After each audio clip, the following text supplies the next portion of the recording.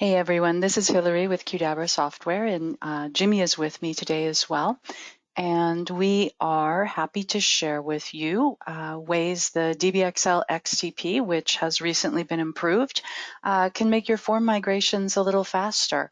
So first thing I want to do is just take a look at a quick agenda. We're going to do an introduction, a little primer on XTPs. We want to tell you about the latest changes that have been made, talk about some resources that can help you implement this XTP in your forms, and then finally have a demo and leave time for questions and a little overview of upcoming things and so on. So we have a couple of quick polls to start with, and let me just start with our first poll.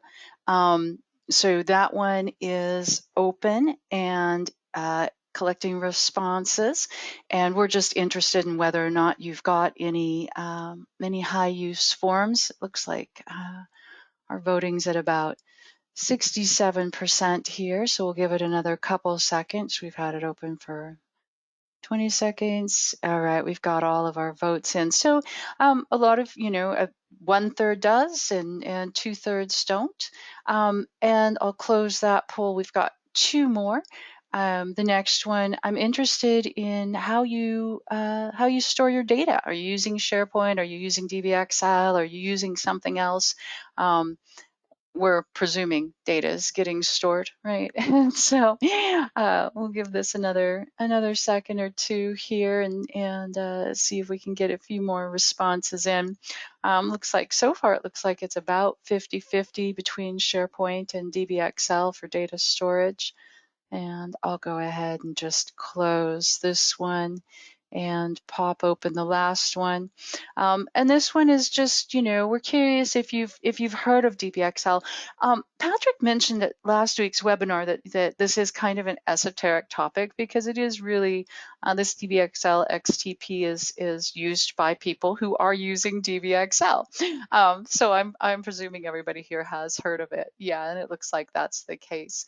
So I'll go ahead and close those polls. Thanks so much for engaging with those. So in general, what we're going to talk about today is this XTP and how you can use it to improve your form process, getting things rolling. Qdabra Web Service Suite is called DBXL. It's used for getting data into and out of SQL Server and much more. And I've got a diagram in the next slide we can take a look at.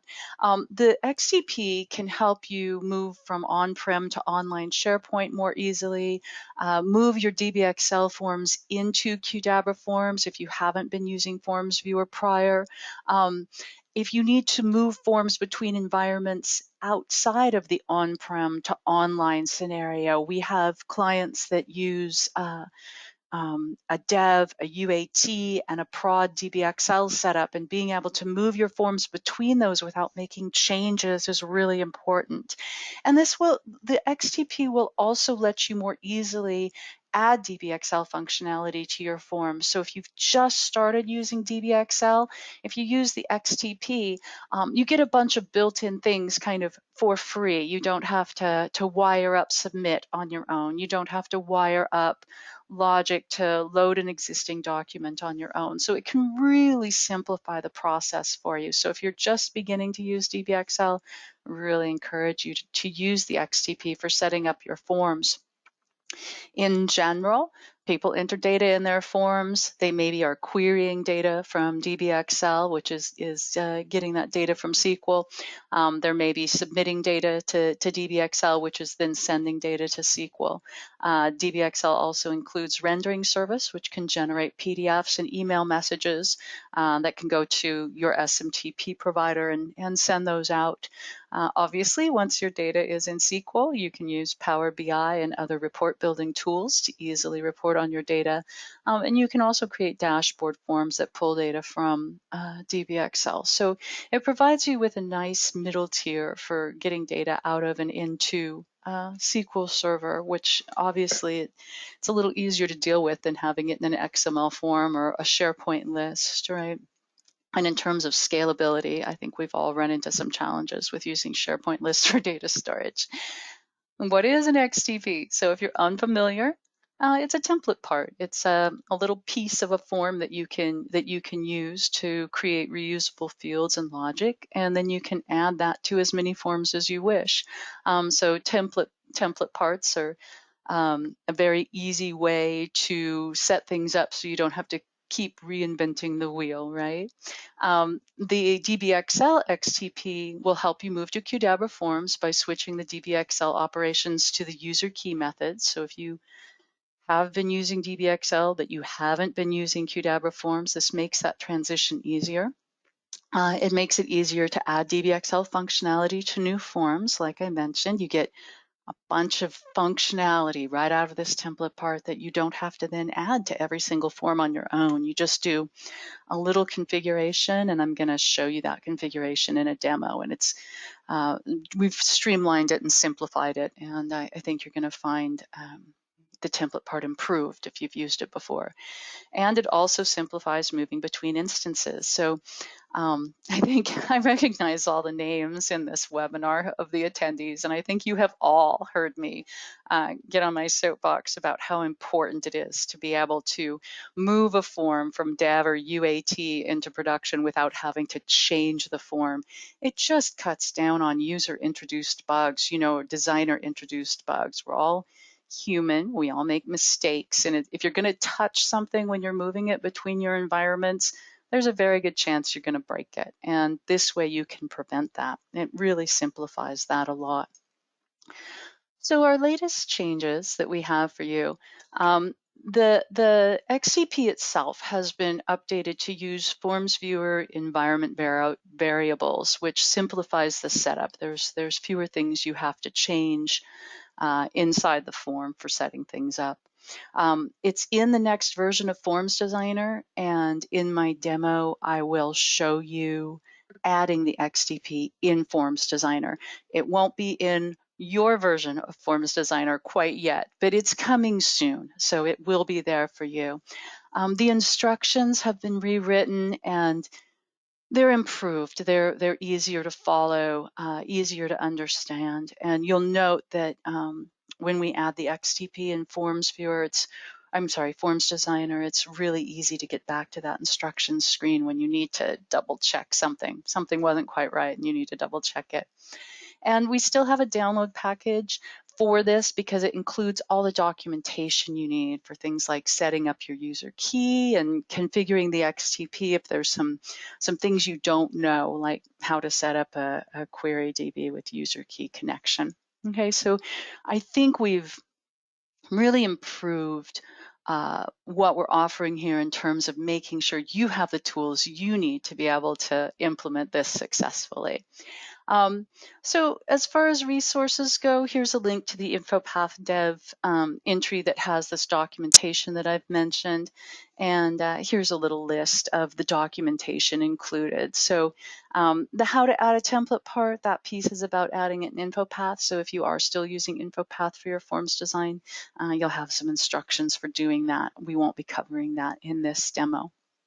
So that's kind of the crux of the changes and what's been going on here. And I'll just go ahead and show you what we've got and how this all works. And Jimmy, if I've missed anything, do please chime in. So to start with, if you're not familiar with environment variables, these are a reasonably recent addition to Forms Viewer. And we also added a new command called adjust DBXL connections. And if you use the adjust DBXL connections command and you have environment variables with the key of DBXL URL and DBXL user key, the adjust DBXL connections command will just pull these from the environment. So what this means to you when you're working towards making a form that you can move around without worry, without needing to make changes to it, it means that rather than have things like your DBXL URL and your DBXL user key inside the XSN, they're here, they're external, they're in your environment variables, and you don't have to concern yourself with what you're going to do for setup. You just set up your environment variables, you move your form, and you don't have to open it at all once you've got it configured, which I think is marvelous. A quick note on types of environment variables. You can see here in my screen that my DBXL URL at the global environment variable levels is invalid, right? It's bad URL for demo. And my key is not a real key. That's because I wanted you to see and understand the difference between global environment variables and site environment variables. Site environment variables take precedence. So my site environment variables are what will be used in my form, and that's where I've got my actual DBXL URL and DBXL user key. My global environment variables are accessible at the top level. They're accessible across my tenant for all of my forms, okay? And there's just situations where you would need this DBXL URL and DBXL user key to be different in different sites. You're submitting different things that have different permissions, right? So you can go ahead and use site environment variables in that case, okay?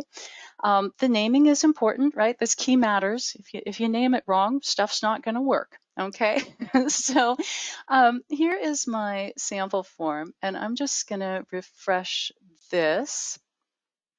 And so here's my sample form, and you can see it ran adjust DBXL connections. It ran another get input parameter for a doc ID. I didn't have a doc ID key in my URL, so that didn't get pulled down.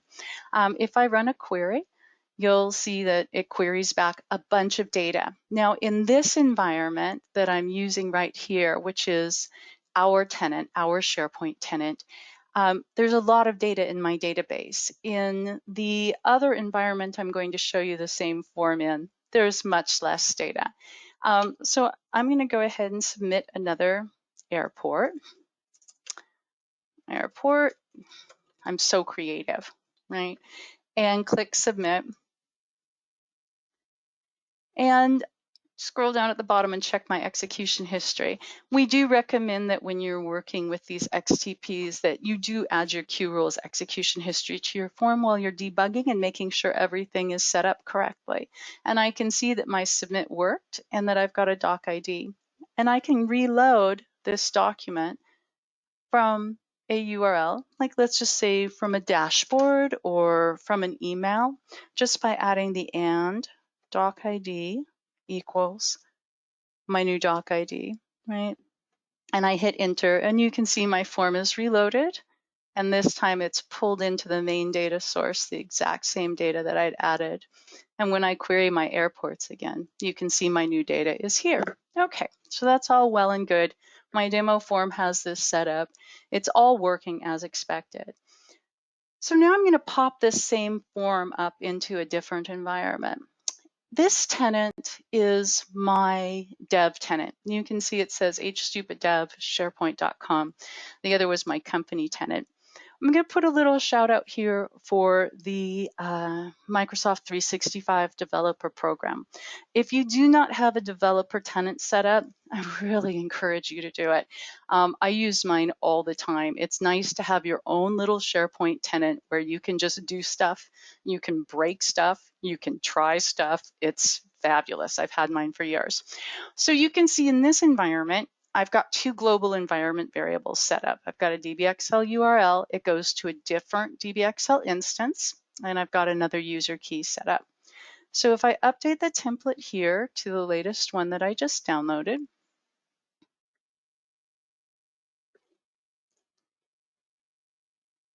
all right, it's up to date, and I'm going to go ahead and open the form. So this is the same form. I just downloaded it. I just uploaded it. You can see adjust DBXL connections work. When I query existing airports, you can see I only have 4 of them. And I'm probably spelling tenant wrong. That's okay. And we'll hit submit.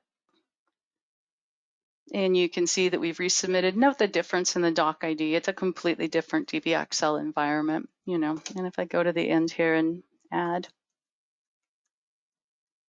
and hit enter, it loads up my document. And when I query existing airports, here's my new dev tenant. And you can also see my other test doesn't show up here. So just by making sure I've got this XTP added and correctly configured and configuring my environment variables, I can easily now move this XTP. All the work is on the front end. When you first set up the form, you add the XTP, you configure it, and now from here on out, I can take this form anywhere. I can give you this form. You can set it up in your forms viewer, and all you have to do is make sure you add 2 valid environment variables and it will work.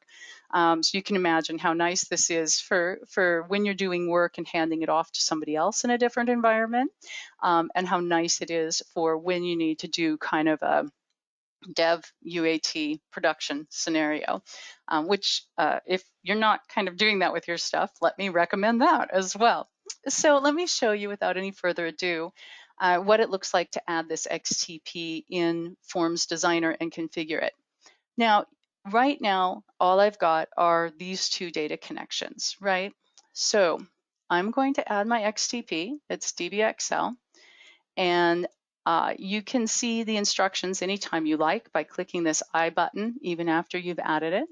Okay, so I'm gonna go plus, successfully applied.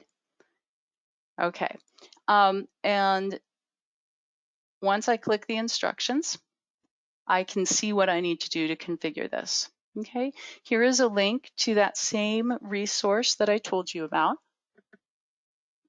And this has additional documentation in case you need more information on setting up some queries, on creating your user key and so forth. You can see this is the initial configuration. We've already done this. I've already got this in place. My DBXL URL and DBXL user key are already in place. I already had queue rules added to this. If I hadn't, there would have been a button right here that I could have used to add that. So that's all good. All right, so now we're off to the races, and these instructions are greatly simplified. If you've used this before, you are going to be thrilled. So the first thing I need to do here is go to my finished loading node and go to my rules and add an action rule to run on load XTP. And I will go ahead and I will set a field's value. The field is the XTP logic, and it's the wrong one. It's for right here, and we're just going to set that to the value of go. Oh, right, easy peasy. All right, so that runs the onload rules for that XTP. We click done. Next thing I need to do is here in the XTP, I have to configure a rule or 2 right here on the temp command. So instead of setting the stop field to the value of temp command, I need to set the Qdabra rules command field to the value of temp command. And I need to set temp result to my Qdabra rules result field. So I love that these are in alphabetical order. I don't know about you guys, but that has always given me a pain in InfoPath. All right, and I'm going to click done. So I've gotten those configuration rules done. Let's see, I've taken care of that. I've taken care of that and that. And there's a little note here showing you what these should look like as well, just to make it a little easier to know when you've got it right. I need to configure my submit rule, and I keep going to the wrong place. And that is going to be here, set values for DBXL submit. My document type name is airport, singular. I named my form airports, plural, and my doc type airport, singular, to give myself a headache. Let's say okay. And you can also set your metadata like name, author, and description. These can be field values or they can be hard-coded values. You note over here it mentions that they're optional. Okay. And now this states, you know, we modify our existing DBXL submit logic to trigger this. I don't have any right now in this form, but it'll be really easy now to add a DBXL submit. And I need to fix up my query to use the logic in the XTP as well. So I'm going to go ahead and just close this so I can access my form controls. I'm going to just add a button to submit. Now this form didn't have this version of the form, right? Didn't have a DBXL submit before, but this is how easy it is for me to add that functionality, right? I just inject the XTP, And now I'm going to add a single rule here, and then this form will be ready to submit to DBXL. And the field that I need to set, I keep having to move my meeting controls. So if you guys see weird cursor movement, it's me trying to figure out where I can put those so they aren't in my way while I'm doing this. All right, and we just need to set that field to a value of go. Easy peasy. So you can see I've already, in just minutes, now I've got a DBXL submit connection. I've got DBXL submit set up in this form, and it took me no time, which it's thrilling. I love how easy this is. There's my submit. And now here's my query rule. So my query rule, I have to change it so it's not actually executing the query. And instead, it sets this field right here, replace query DB, to the value of the name of the data adapter I was querying. Okay, so I'll look at my rules. And right now, my query is querying a data connection named airports. So I'll delete this and I'll set a field's value. And the field I'm going to set is down here. Ooh, I clicked the right folder for once. I'll say OK. And then the value I'm going to set that to is airports. And what this does is it changes my regular DBXL connection to use QueryDB with user key. So it uses the user key now, and it uses the URL from my environment variable. Guys, that's it. I'm all done. I'm going to click done. I'm going to click save. If I'd made, we're going to test this real quick. If I've made any mistakes, if I need to look at the directions again, they're right here. You know, I can just pull them back up, get rid of them when I don't need them.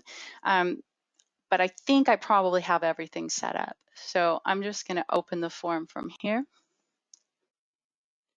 And let's see, this one is querying the same thing as my initial form. So it's querying my environment that has lots of data, right? So you can see here's that test city that I added and all the real airports, all the stuff that I didn't have correct. And this will be my XTP test airport. I'll submit it. So as you can see, this is so easy to add and configure. I really hope that if you aren't currently using the DBXL XTP and you are using DBXL, or if you're a new user of DBXL, that you leverage this XTP to make things easier. And you can see it just loaded right up for me, so I could use that link in a dashboard or an email, and I would have everything good to go. I think that's all I've got for a demo. Jimmy, is there anything I missed that you would like me to show? No, I don't think there's anything you missed. I'd just like to interject a few comments. First of all, is just I'd like to reiterate that this XTP is great in for a variety of scenarios and reasons. It's great if you already have a DBXL form that you want to migrate to another environment or migrate to Forms Viewer. It's not currently using Forms Viewer. It's especially good for that. But also for new forms, you know, it gives you the submit functionality and the ability to open documents from DBXL right out of the box. You don't have to set up any data connections for that. It's just a couple of clicks and you're all set. So for both migrating forms, for making forms that can go between dev and test, and just for new forms, I think it's great for everything. I agree with you. I think it's a real time saver for setting up a new form, and having that built-in loading and submitting capability is fantastic. If your existing forms aren't using the with user key methods and you need to swap them to use those because you're going into Forms Viewer or moving environments, it makes that less painful too. So yeah, I think it's fantastic. Great. All right, you guys have any questions? I am going to pop over to the next slide maybe. Holler if you have any questions. We do have one more poll that I'm going to pop up right now, just asking, you know, if you think this is a tool that might be useful to you, if you're doing form design work and using DBXL, right? Do you feel like this is something you're going to be using in the near future. Fantastic. So everybody has voted. And it looks like we've got a variety of answers there, and that's great. I do hope this is useful to you. For anybody who is watching this webinar after the fact, I really encourage you to give this XTP a try to ease your transition to DBXL. As always, you guys, let me close the poll. As always, you guys know that you can reach us at support@qdabra.com. You can reach me at hillary.stupa@qdabra.com. If you come up with a question later, you have a thought later, and you're like, well, what about this? What about that? Please reach out. I always am happy to hear from you, and I am always happy to help you. Be sure, if you're not using Qdabra Forms, to check out Qdabra Forms. It is a real savior. And if you have existing InfoPath templates and you don't want to lose all that investment, get migrated. Get out of InfoPath Form Services. It's horrible. So I would really encourage you to make the move if you haven't. We've got a list of upcoming webinars. We've got a lot going on this summer. It's going to be a busy summer. This is our current schedule. Keep an eye on your inbox. We'll be informing you of these as they come up, and I just really hope to see you at more of these. I appreciate the time you took today to join us, and I hope you have a wonderful rest of your week. I'll get webinar materials sent out. I'll send you this little silly form just in case you want to see how easy it is to set up in your environment. I'll send 2 copies of it, okay? One without the XTP and one with, in case you want to practice adding the XTP. I hope everybody has a wonderful day, and thanks again.